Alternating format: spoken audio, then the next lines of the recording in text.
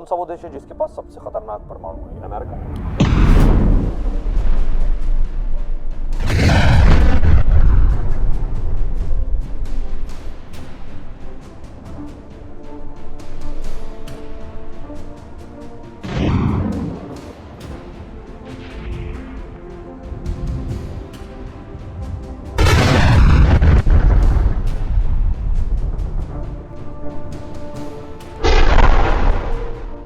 America और Russia दोनों के पास है।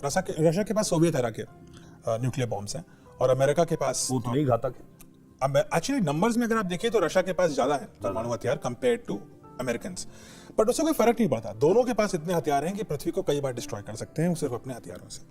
तो इसीलिए वो क्रिटिकल नंबर तो अचीव हो चुका है कि धरती ही खत्म हो जाएगी, कुछ बचेगा ही नहीं अगर इन्होंने अपने आधे न्यूक्लियर वेपन भी छोड़ दिए एक दूसरे पे।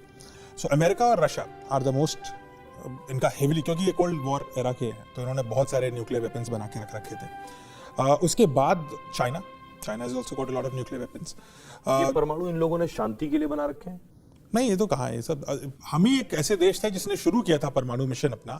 इनफैक्ट होमी भाभा ने शुरू किया था भारत में परमाणु को। और ये जो क्रैश में उसके बाद उनकी, हाँ वो, और इंटरेस्टिंग बात यह है कि होमी भाभा ने वर्ल्ड वॉर 2 चल रहा था और तब मैनहट्टन प्रोजेक्ट जिससे ओपेनहाइमर ने बॉम्ब बनाया वो पता भी नहीं था किसी को, लेकिन 1944 में होमी भाभा ने उस समय टाटा को, जेआरडी टाटा होंगे उस समय, जेआरडी टाटा को लेटर लिखा कि फंडामेंटल फिजिक्स में एटॉमिक साइंस में स्टडी होनी चाहिए। और तब उदय हुआ 1944-45 की बात कर रहा हूँ मैं, अभी बम बना नहीं था, तब उदय हुआ TIFR का, Tata institute of fundamental research.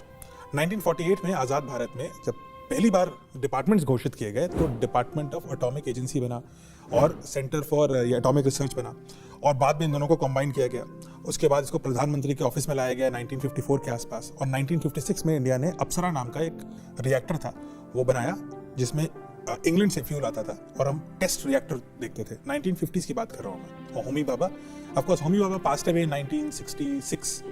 Interesting बात यह थी कि होमी भाभा जो एयर क्रैश में मरे वो भी काफी सवालिया निशान। 62 में आई थिंक चाइना वॉर हुआ, 64 में चाइना बिकेम न्यूक्लियर पावर, 64 में नेहरू ऑल्सो पास्ट अवे, और 64 में होमी भाभा सेड कि मेरे को 18 महीने दो मैं बम बना दूंगा, क्योंकि चाइना ने हमें धोखा दिया था और चाइना न्यूक्लियर पावर बन चुका था। सो 64 में ही सेड, और 66 में he died mysteriously in air crash.